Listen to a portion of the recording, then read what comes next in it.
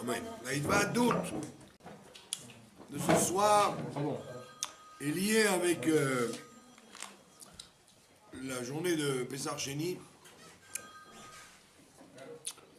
qui est 14 pour le sacrifice du Corban, et le 15 maintenant où les gens mangeaient le Corban.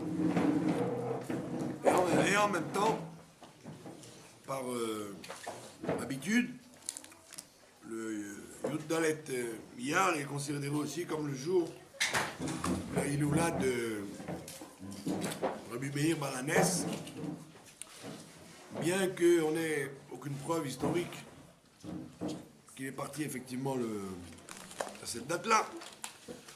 Mais quand le Rav Mordechai Eliyahu était en Yichidout, le 7 Marcheshvan 92, Tafshin Nun Bet,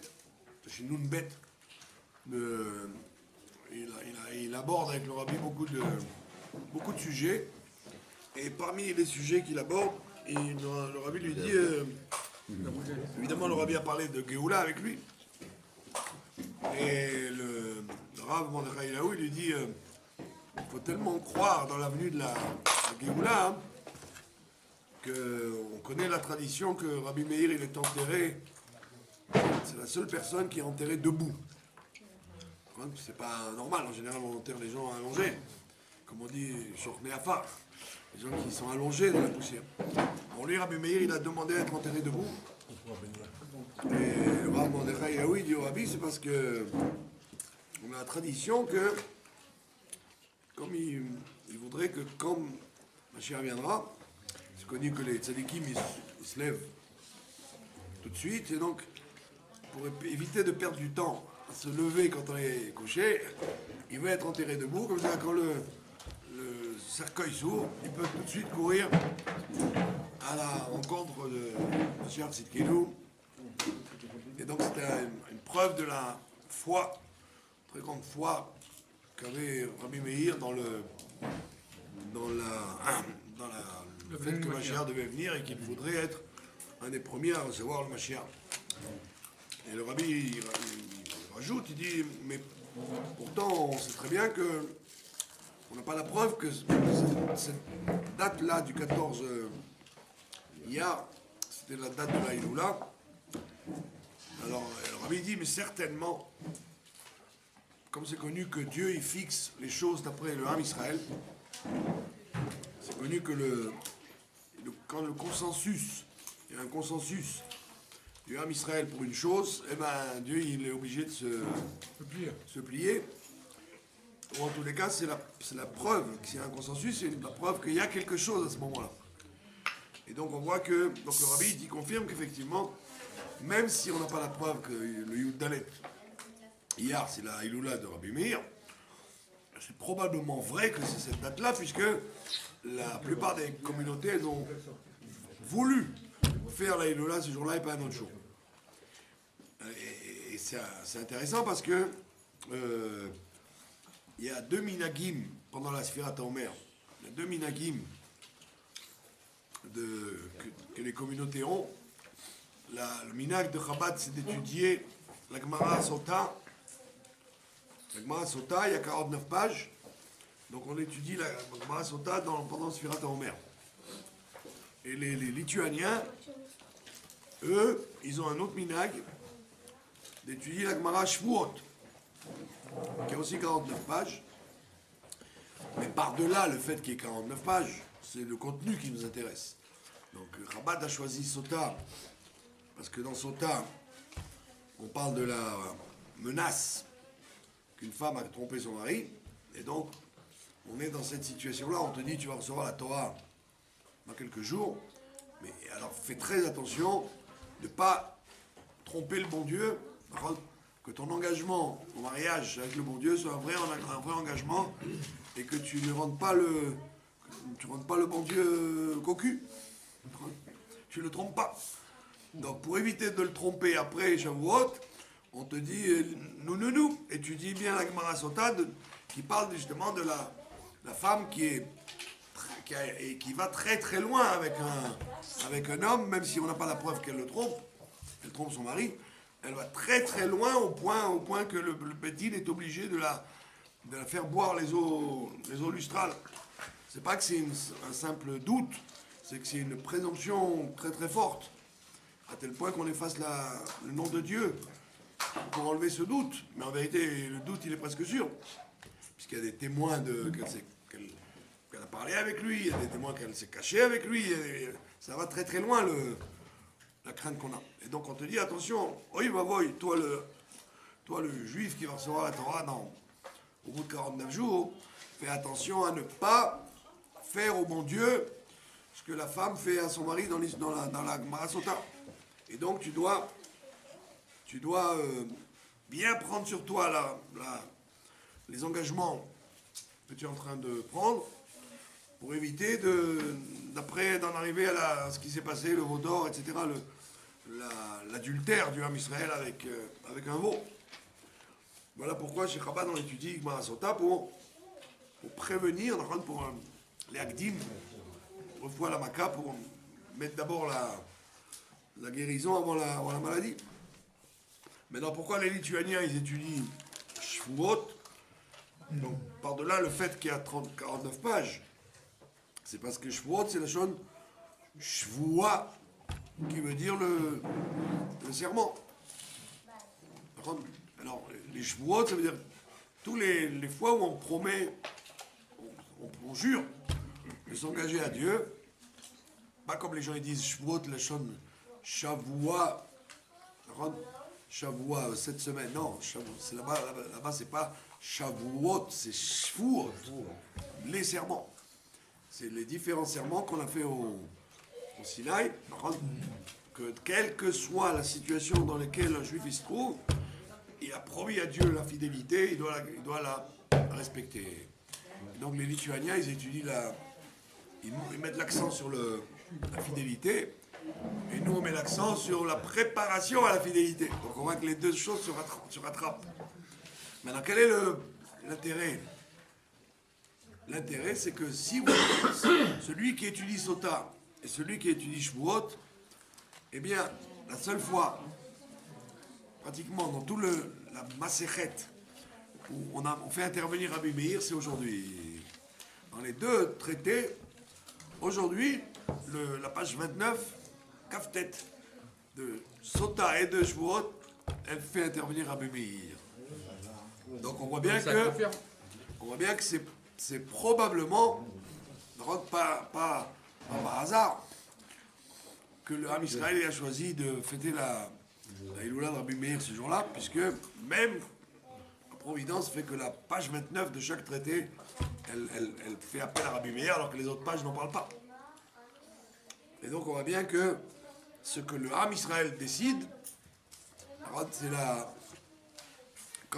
que ce soit une bonne chose ou le contraire, et ben en fait c'est lui qui fixe la réalité et Dieu le guide pour arriver à fixer cette chose-là.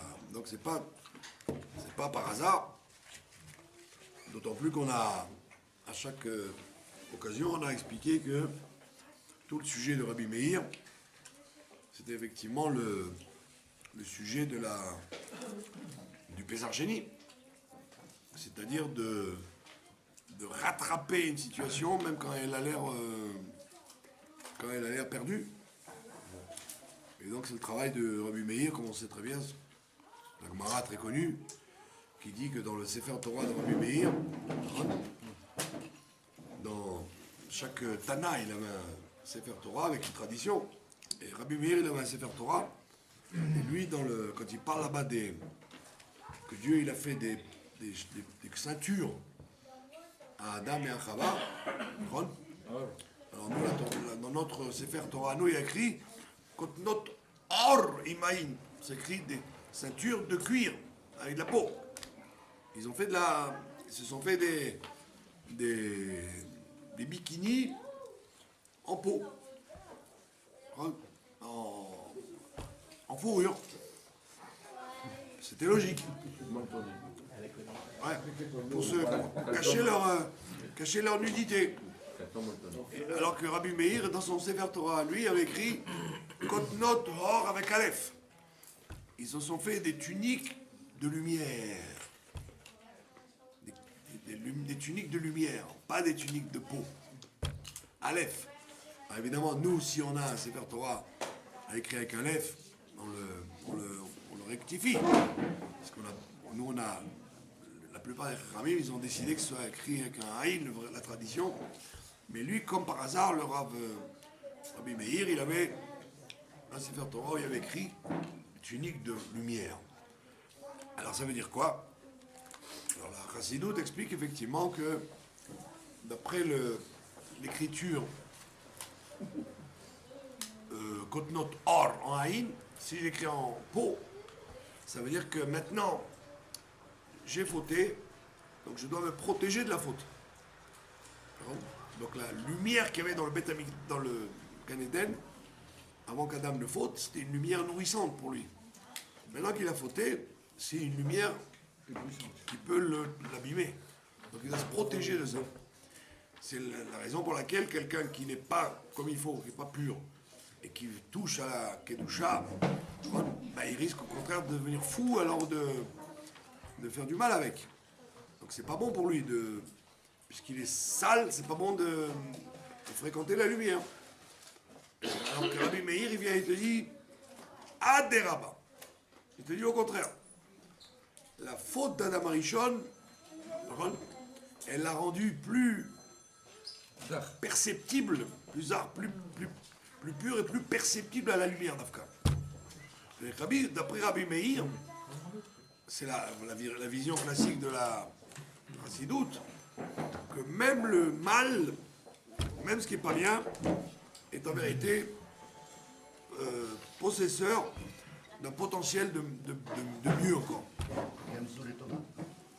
Plus que Gamzou le Torah. C'est carrément l'Echkatrila, a priori c'était bien comme ça. C'est le sujet de la Chassidoute, souvent on aura un lila ben Adam, que c'est Dieu qui a fait en sorte que Adam Arishon est faute, de façon à ce qu'une plus grande lumière allait sortir de là. C'est un truc qui n'est pas du tout chrétien comme idée. C'est une idée très très chassidique. Savoir que même le mal le plus embêtant, comme celui de la faute de Adam Arishon, c'est le prémisse à une situation qui sera encore mieux. Évidemment, il faut avoir la foi de comprendre ça. Comme on dit là-bas, Otra Hashem qui a naftabi. Je te remercierai Dieu de m'avoir fait du mal. Otra Hashem qui a naftabi. On dira ça quand Mashiach reviendra. Merci de m'avoir houspillé, de m'avoir bousculé. Pour l'instant, on ne voit pas en quoi le mal est un bien. C'est un degré qu'on n'arrive pas toujours à dévoiler. Et ça, c'est le travail de Rabbi Meir. Comme son nom l'indique d'ailleurs, il s'appelle Rabbi Meir. C'est pas Rabbi Or, Rabbi Lumière. C'est Rabbi Meir, c'est Rabbi qui éclaire. C'est-à-dire que la meilleure façon d'illustrer qui est Rabbi Meir, c'est de dire que c'était quelqu'un qui éclairait toutes les situations, il les éclairait. Il ne laissait jamais rien dans le mal et dans l'obscur. Dans l'incertain. Il fallait que tout soit clair. Et ça va nous relier à une autre idée de la Chassidoute, que alors la Chassidoute, elle amène un midrash. Et la Chassidoute, elle explique que ce midrash est étonnant. À savoir, on dit que quand il y a du rocher, dans une pièce, alors il y a un monsieur qui vient avec un bâton, et il commence à donner des coups dans le noir pour enlever le noir. Et on nous dit, il y a un piquéard qui arrive, un type intelligent qui rentre, et il lui dit, qu'est-ce que tu fais? Et il dit, j'essaie de chasser l'obscurité avec le bâton. Mais il lui dit, mais c'est pas comme ça qu'il faut faire. Alors il amène une lampe, il met la lampe dans la pièce, et puis pitom, on voit, il n'y a plus d'obscurité, on voit la lumière. Alors la Chassidut, elle demande, qu'est-ce qu'il a de très si intelligent ce Midrash? Il est pshita, d'accord? L'autre, c'est pas tellement c'est pas tellement un type intelligent, il est plutôt idiot. Et l'autre, on dit c'est un piquéard. Qu'est-ce qu'il y a? Il faut tellement être intelligent pour comprendre ça que c'est pas avec un bâton qu'on chasse l'obscurité, hein, que c'est avec la lumière qu'on chasse l'obscurité. À quoi elle sert cette histoire? Elle a l'air un peu simpliste. En vérité, quand on réfléchit, on se rend compte que les êtres humains, et même les rabbinim, et même les charedim, et même le monde juif en général, quand il y a de l'obscurité dans le monde, on voit que la réaction, elle est toujours de dire « Gewalt, Gewalt, c'est terrible. Vous voyez ce qui se passe, il y a ça. » Et alors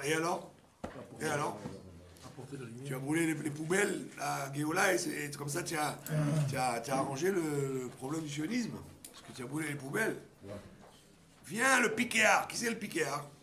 C'est le Rebbe. Le Rebbe, il te dit, ok, que dire, qui du Rocher dans le monde? Toi et moi, on l'a vu. L'intelligence, c'est pas de prendre le bâton et de taper dessus. Ça, c'est ridicule. C'est ridicule. Parce que non seulement tu n'enlèves pas le Rocher, mais en plus, tu remets en cause, d'une certaine façon, le projet divin. Le projet divin, il était que toi, comme il a dit le Baal Shem Tov avant-hier, en l'Aimium, que chaque chose que tu vois, que tu entends, ça doit être un enseignement d'Avodat Hashem. C'est ce que te dit la Chassidut. Elle te dit, attends, regarde. Quand tu vois une situation trop chère, commence pas à prendre ton bâton en disant, aïe, c'est terrible. Je vois du Rocher. Mais moi aussi, je l'ai vu. Et alors, qu'est-ce qu'on fait avec? Viens à la Chassidut, elle te dit non, sois piquéard. Qu'est-ce que ça veut dire piquéard? C'est-à-dire, prends la situation de Rocher que tu as vue et transforme-le en or. Transforme-le en lumière. Allume la lumière. N'essaye pas de l'effacer. Parce que si c'est tellement profond, c'est pas une ombre. Le Rocher, c'est pas une ombre. Il suffit de stam d'ouvrir un peu la porte et ça s'en va. Non.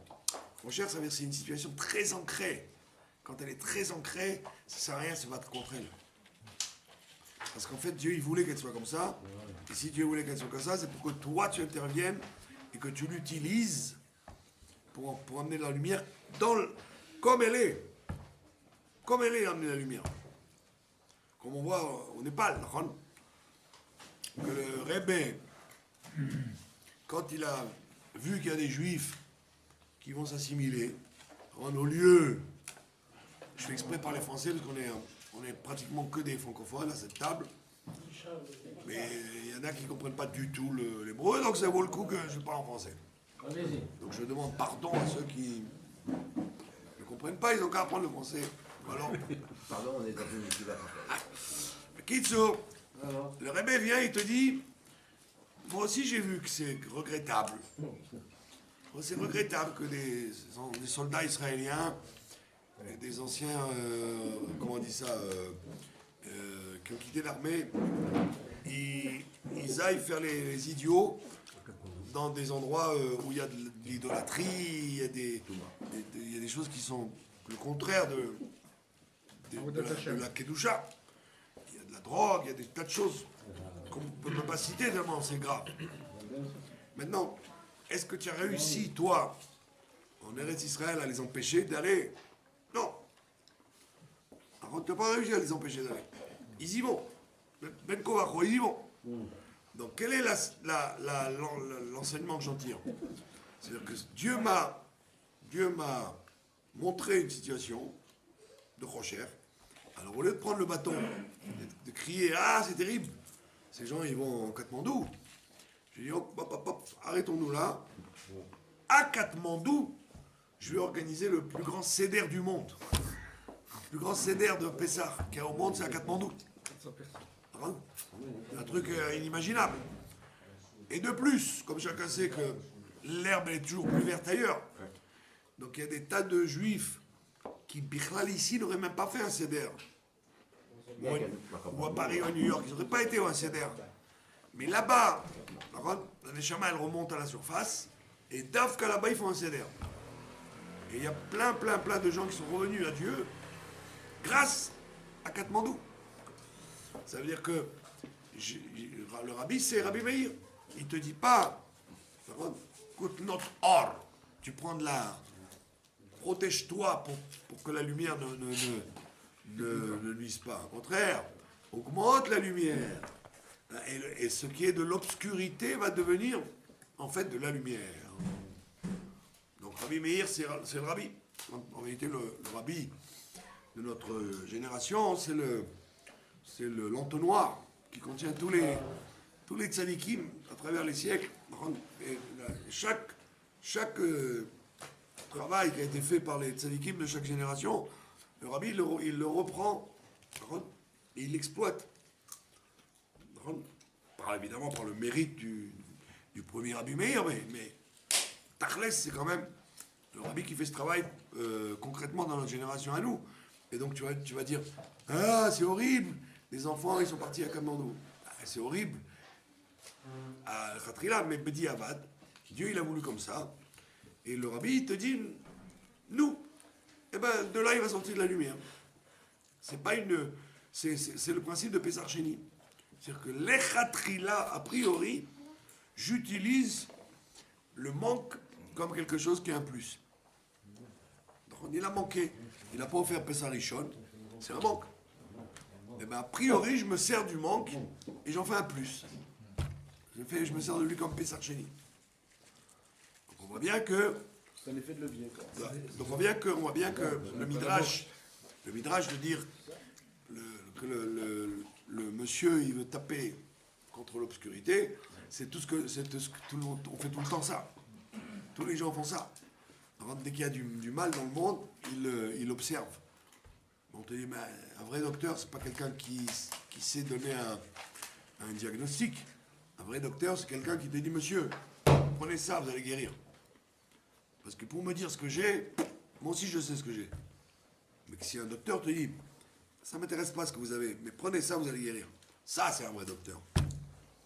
Et donc, ça, c'est le travail de la Chassidut, Chabad, qui est de... Et il faut s'habituer à rentrer là-dedans, que dès qu'on voit une situation qui nous dérange, qui est contre la Torah, contre la Massoret, il faut tout de suite avoir le réflexe, comment prendre cette situation et faire qu'elle soit meilleure, qu'elle est claire au lieu d'être un objet de recherche, qu'elle soit un objet de lumière. Donc ça doit être un réflexe qu'on a dans notre vie, nous les chassidim du rabbi, que dès qu'on voit quelque chose qui nous dérange, ne pas en parler, l'observer comme un bon docteur, on l'a vu, on a bien cerné le mal qu'il y a, et tout de suite dire comment je vais faire pour que de cette chose-là va sortir de la lumière et pas de l'obscurité.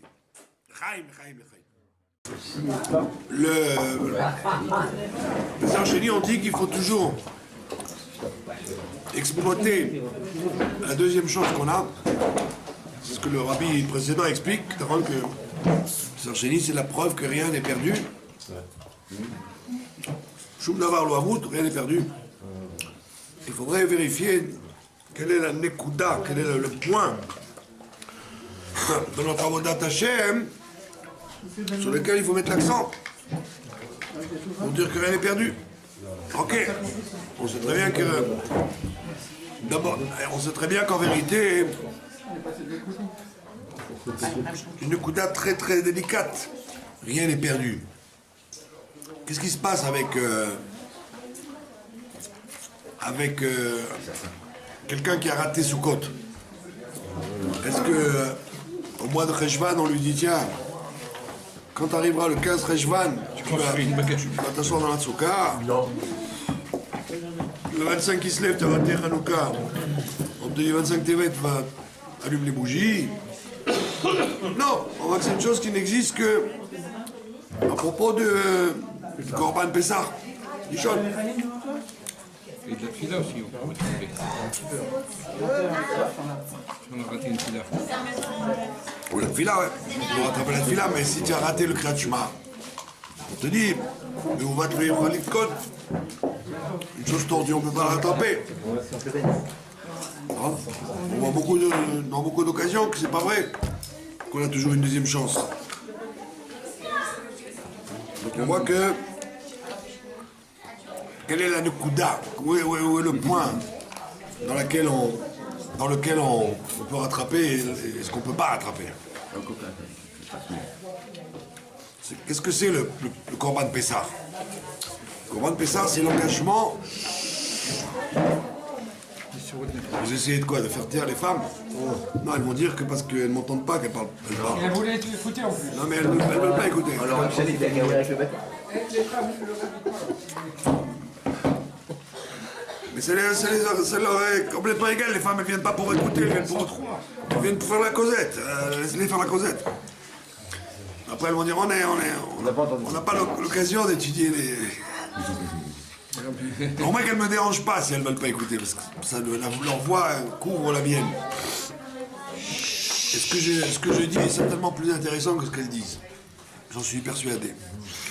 Mais Kitso, quelle différence il y a entre le Korban Pessah sur lequel on te dit tu as une deuxième chance et tous les autres éléments de la vie, c'est qu'on voit bien que, comme explique le Rav Ankawa, dans son livre sur le Régit Rochma, qui dit là-bas qu'il n'y a pas de chose qui résiste à la Teshuvah. Rien qui résiste à la Teshuvah. Alors on dit quoi? Voilà, on voit bien qu'il y a des choses que la Teshuvah ne résout pas. Alors il te dit non. La Teshuvah inférieure, elle ne peut pas tout régler. La Teshuvah inférieure, c'est-à-dire, comme il dit le Rambam, je faisais quelque chose de pas bien, maintenant je vais faire quelque chose de bien. J'arrête de faire le mal, je fais du bien à la place. Très bien. Ça c'est la Teshuvah Nechona, ce qu'on appelle la Teshuvah régulière. On te dit ça, la Teshuvah régulière, elle ne peut pas tout régler. Pas tout régler. Si j'ai raté Kriyat Shema, ça me dérange encore plus en faisant le silence. Si j'ai raté Kriyat Shema, c'est pas parce que je vais le faire toute ma vie que je vais rattraper les fois où je ne l'ai pas fait. Donc la tchouva classique, elle ne peut réparer que l'avenir. Elle peut arranger l'avenir, mais pas le passé. Alors le Régit Rochma, il te dit, attends, ça valable avec une tchouva qui viennent d'un amour, un petit amour pour Dieu. Mais s'il y a un grand amour, Avaraba, s'il y a un grand amour, ça va même régler le passé. À tel point, c'est ce qu'on dit que même les fautes deviennent des mitzvot. Même les fautes deviennent des mérites à ce moment-là. C'est la faute qui devient le levier, comme il a dit, le levier du mieux. Il a fallu que je faute pour arriver à faire mieux. Ça, c'est la tchouva par amour. Tchouva par grand amour. Donc on voit bien que dans toutes les mitzvot, si j'ai raté une mitzvah, si j'ai un grand amour, je peux récupérer par le grand amour. Ah, alors pourquoi dans Pessah, on te dit il n'y a pas besoin de grand amour? On te dit refais ma bâche pour de bon. Pourquoi j'aurais pas dit j'ai raté Pessah Rishon, par un grand amour je fais j'aime Dieu et donc je rattrape? Non. Donc les mitzvot on dit ça. Mais Pessah on dit pas ça, on dit tu as une deuxième chance, Pessah Sheni. Parce que Pessah, c'est pas comme les autres mitzvot. Pessah c'est comme la Brit Mila. Le Korban Pessah et la Brit Mila sont les deux seuls mitzvot positives qui sont passibles de mort, de retranchement. Il n'y en a pas d'autres. Toute mitzvah positive, si je ne la fais pas, je ne la fais pas. C'est les deux positives que si je ne les fais pas, je suis retranché. La Brit Mila et le Pessah. Ça veut dire que la Brit Mila et le Pessah, c'est l'engagement de tout l'être. Toute la personne, elle est engagée là-dedans. C'est pas un point. Toutes les autres mitzvot de la Torah, c'est un point. Je règle un point. J'avance sur un point. Là, j'avance sur tout mon être. C'est tout le nefesh qui s'élève grâce à la Brit Mila et grâce au Korban Pessah. C'est pour ça qu'on était obligé de te donner sur le Korban Pessah cette possibilité de le refaire. Qu'on ne te donne pas sur le reste, il n'y a pas besoin du reste. Le reste, tu veux faire tchouva supérieur, ça ira. Là, tu ne peux pas faire ce tchouva supérieur là. C'est la tchouva supérieure de pouvoir, d'avoir encore la deuxième possibilité de faire Pessah Sheni. Mais donc on voit bien que le Pessah Sheni, c'est le principe de rattraper au niveau fondamental, pas au niveau du détail. Au niveau du détail, des fois tu n'arrives pas à rattraper, c'est pas vrai. Mais au niveau du fond, tu dois rattraper. C'est très important. Ce que tu aurais dit, non, c'est un clal du Rabbi Rayat, rien n'est jamais perdu, ta. Ah oui, on voit qu'il y a des fois, il y a des choses qui sont perdues, pas vrai. D'accord ? Pourquoi ? On a perdu. Qu'est-ce que tu me dirais, rien n'est jamais perdu ? Sur le fond, rien n'est jamais perdu. Mais sur le détail, oui. Et là, on va te dire que sur le fond, tu peux rattraper. Et donc, nous la génération de notre temps, elle a un problème fondamental. C'est que, comme il dit le Midrash, dans la Psikta, là-bas, connu, il dit que toute génération qui n'a pas vu la Géoula, c'est comme si elle avait fait la destruction du temple. C'est pas Stam. Celui qui n'a pas vu la Géoula, et hop, allez, on continue. Non. Toute génération qui ne voit pas la reconstruction du temple et la rédemption, c'est comme si c'est elle qui a détruit le temple. Et donc c'est notre problème. Parce que nous, on est là pour réparer toutes les générations d'avant nous, qui n'ont pas réparé le temple. On est là pour réparer pas seulement la dégénération du temple, mais toutes les dorotes qui ont été au milieu et qui n'ont pas gagné. Donc notre problème à nous, comme dirait notre Mirez, la problématique qui nous concerne, c'est que si on n'est pas capable d'amener la Géoula, c'est qu'on reconduit la destruction. Et donc on refait le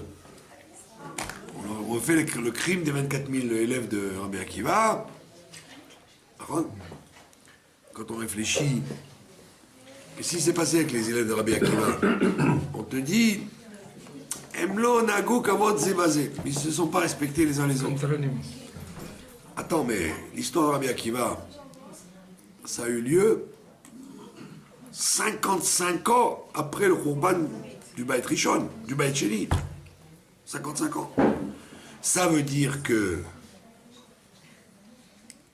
le Beit Sheni a été détruit à cause de la Sinat Chinam. Et les élèves de Rabbi Akiva qui étaient là pour réparer ça, parce que Rabbi Akiva était persuadé mordicus que ça y est, c'était fini. Bar Korba, c'est Mashiach et on a fini. On a réparé. On voit que non seulement on n'a pas réparé, mais on a remis ça. Puisqu'ils ne sont pas morts pour autre chose qu'un problème de sinatrinam en finesse.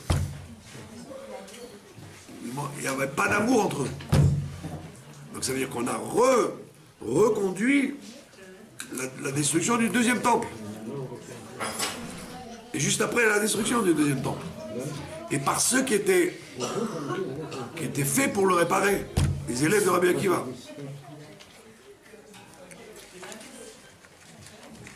Et on vient, et les Sfarim Akdoshim, ils nous disent,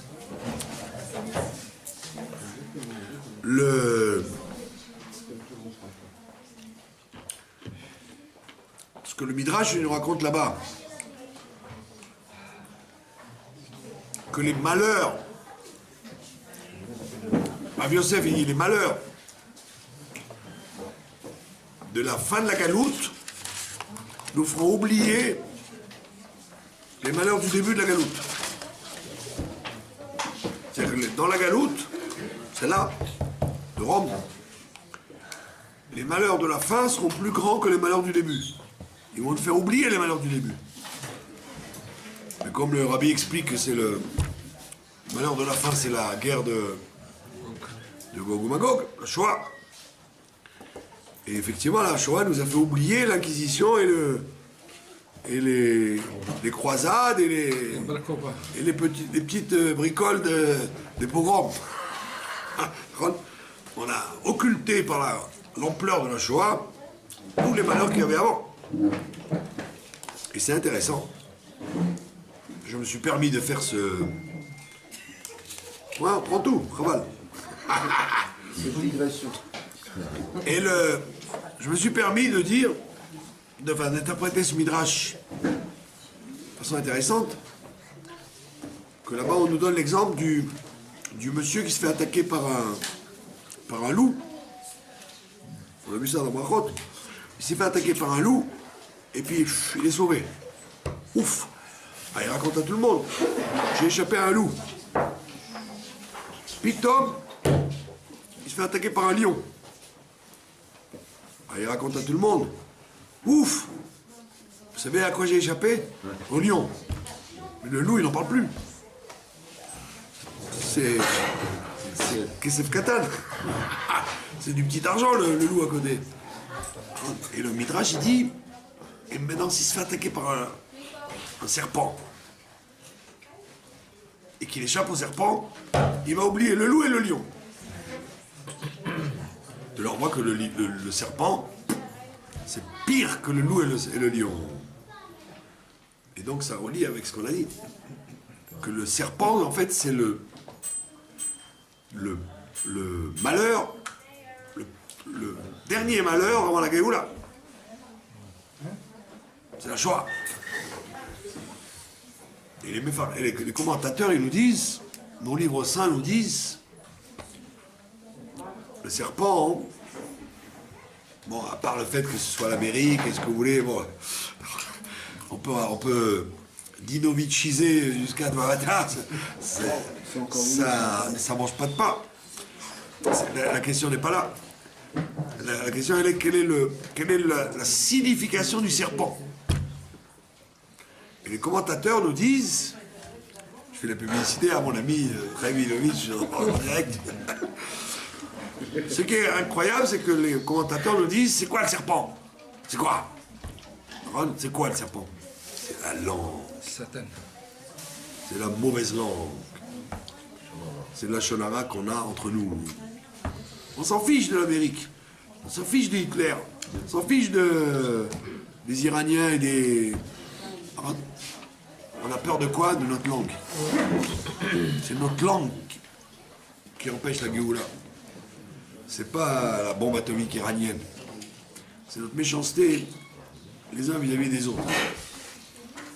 Et là, je vais dire un ridouche qui est peut-être complètement fou, complètement idiot, complètement stupide. Mais comme on est entre amis, si c'est faux, bon alors l'histoire le mettra à la poubelle. Et si c'est vrai, ben peut-être que vous aurez appris quelque chose. C'est un ridouche auquel j'ai pensé dans une sikha sur Parashat Emor, Tafshin Membet. Le rabbi explique Emor. Et c'est intéressant parce que ça tombe avec Pessar Sheni. Le monde entier lit Emor. Nous on a commencé Béar, mais le monde entier lit Emor. Et nous on est encore dans Emor depuis hier. Pessar Sheni, qu'il faut rattraper et qu'on peut toujours rattraper. Le rabbi explique que la paracha s'appelle Emor.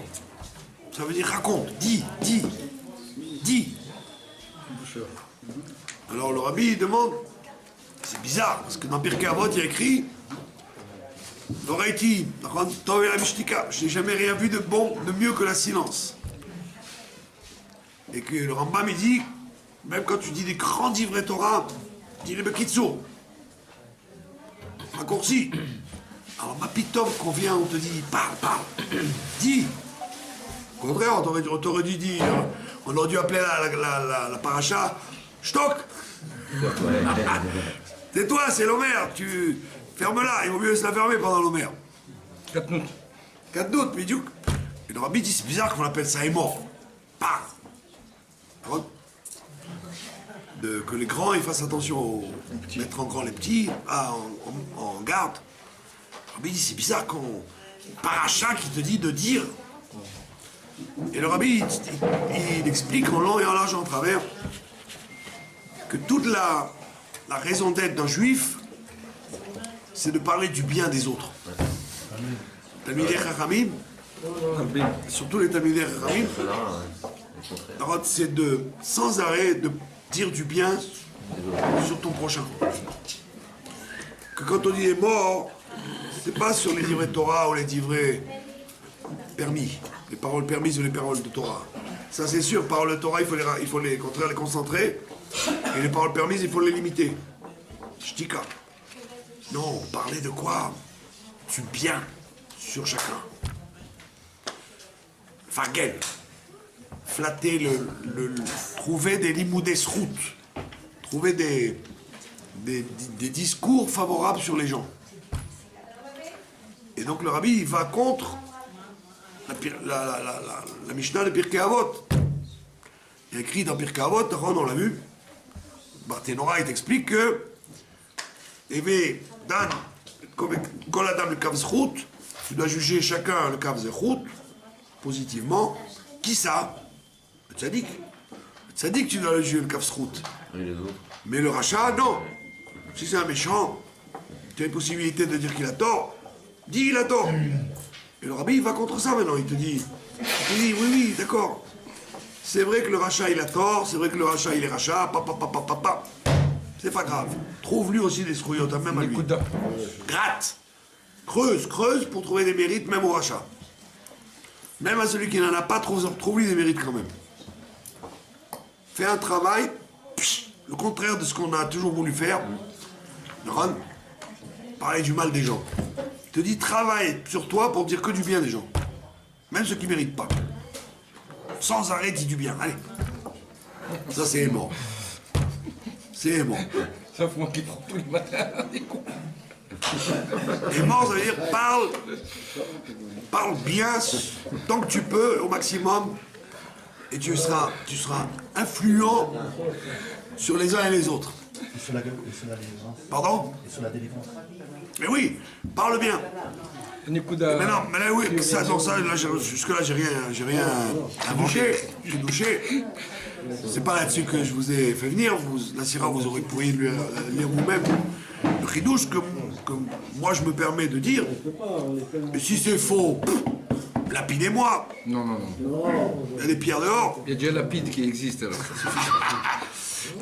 Alors, le chidouche que je vais sortir, c'est justement... c'est que la paracha, elle s'appelle Emor et elle finit comment? Elle finit par un monsieur qui a parlé mal, justement. Il a dit mal, il a parlé mal.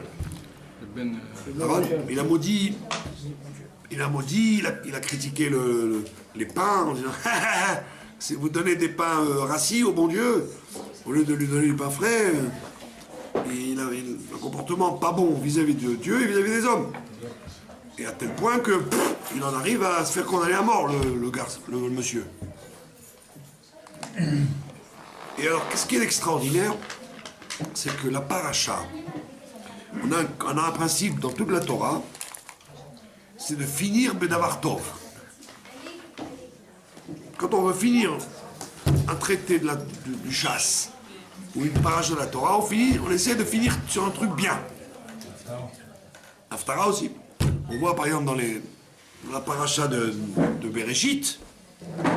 Bereshit, ça commence bien, c'est beau. Pitom, Adam Arishon il faute, il se fait jeter du Gan Eden, et là, les générations qui viennent après elles tournent mal. Comment elle a fini la paracha? Elle dit Noach matzachen b'nei Hashem. Noach il a trouvé grâce aux yeux de Dieu. On ne veut pas finir sur le mauvais côté des générations d'après Adam Arishon, on finit sur Noach. Noach il a trouvé grâce. Etc. sur chaque paracha. Pitom, ici, comment elle finit la paracha? On le lapide. On a pris le Mekalel, celui qui a maudit Dieu, et on l'a tué. Et Rachid dit, et voilà ce qui arrive à tous les gens qui font du mal, là on les tue. Khasalat Parashat est mort. Waouh! Tu aurais pu terminer sur quelque chose de plus agréable. Et vous savez, vous allez faire les fêtes, vous allez monter au Beth Amikdash. Non!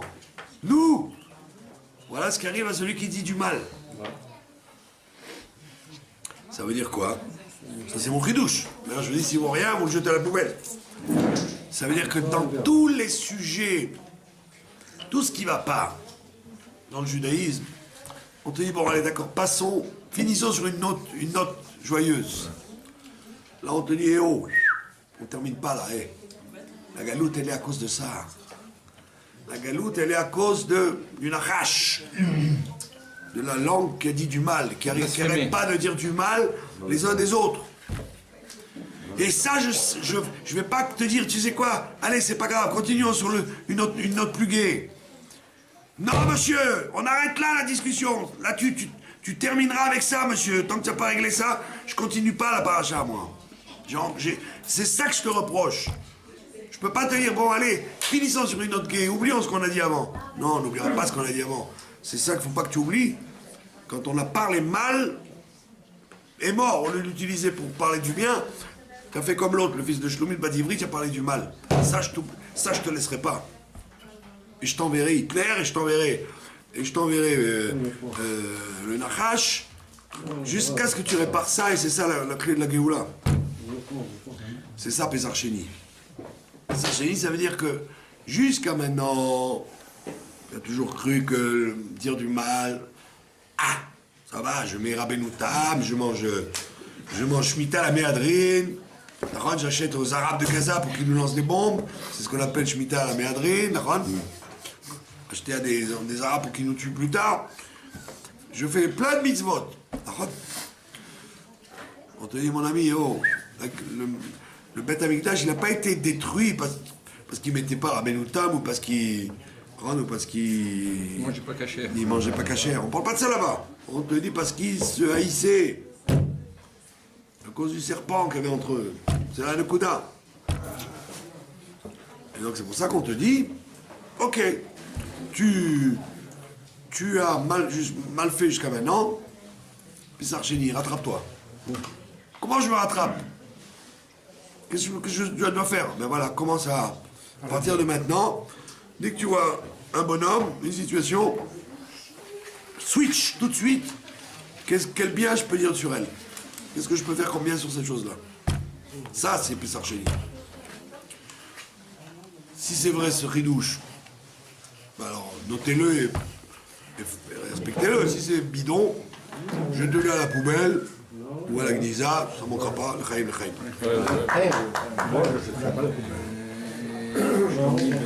On va se souhaiter que du bien ce soir. C'était très important. Tout le temps. Pas ce soir seulement.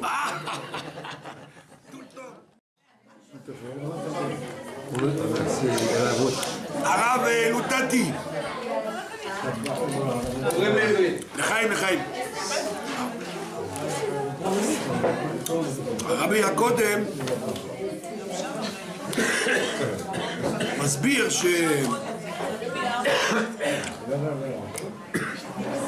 בעצם אם אנחנו אומרים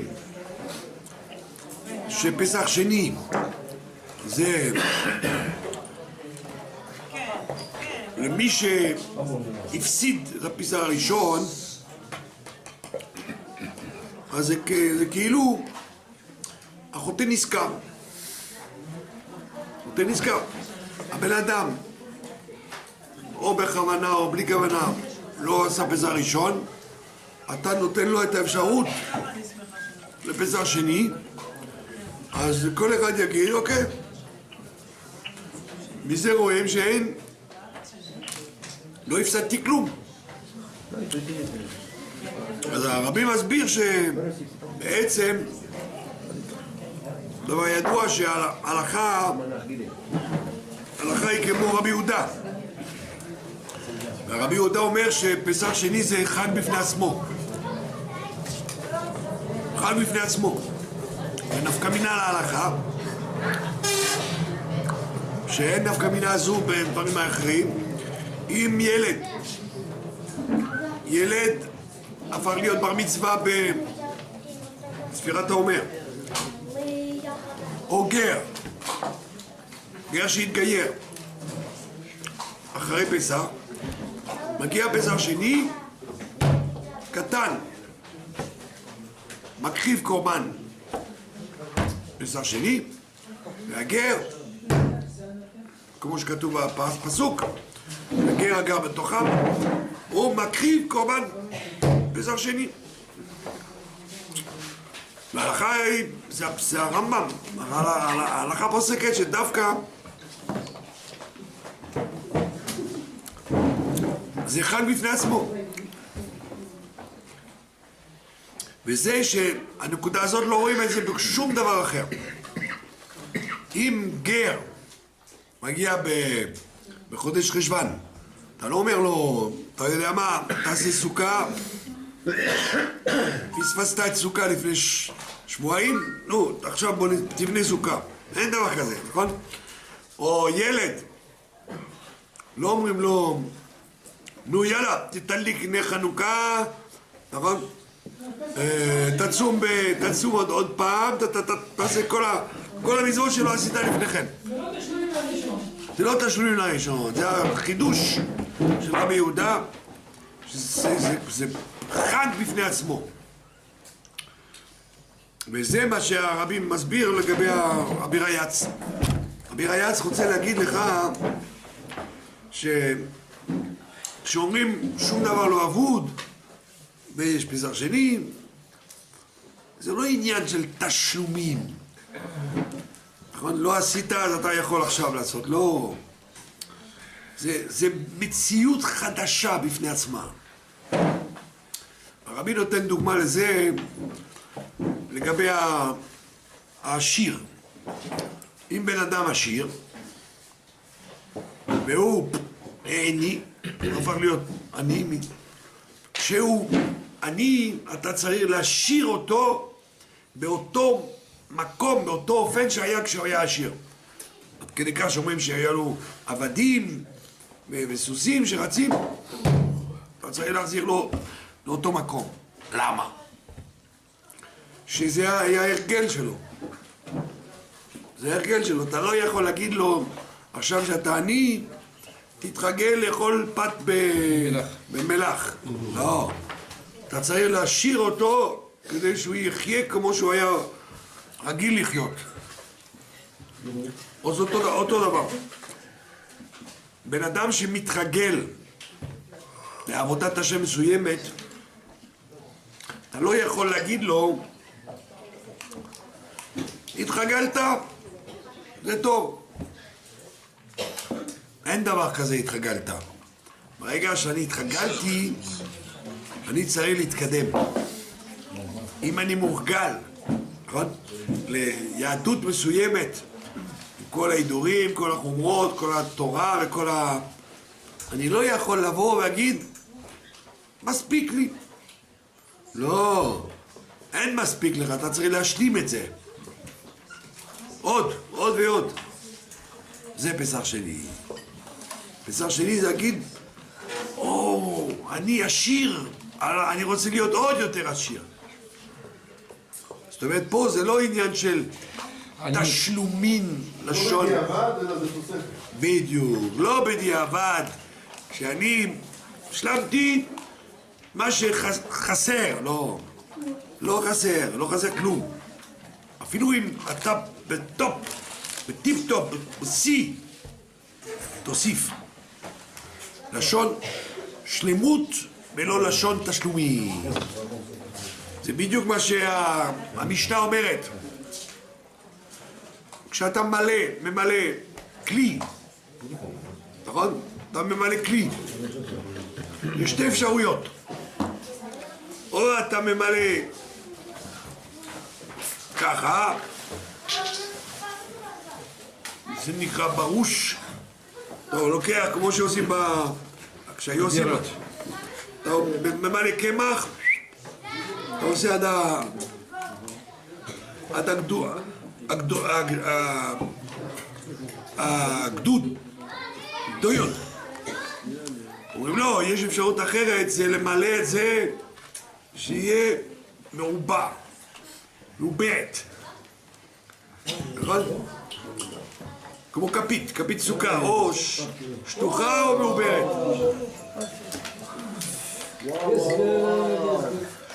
מה, זה יותר טוב מהדברי תורה? אז זה מה שאומרים. אם אתה ממלא את הכוס, נכון, שטוחה, זה נקרא מלא. אם אתה ממלא איזה מעוברת, זה גם כן נקרא מלא, אבל יותר מלא מהראשון. מלא די מלא. שונה. אז אותו דבר, בן אדם שהוא התרגל לעבודת השם מסוימת, אומרים לו, עבודת השם מסוימת זה דרגה ראשונה. אבל אתה צריך להגיע לשלמות. מה זה שלמות? שיהיה מעובע ולא רק שטוח. לחיים.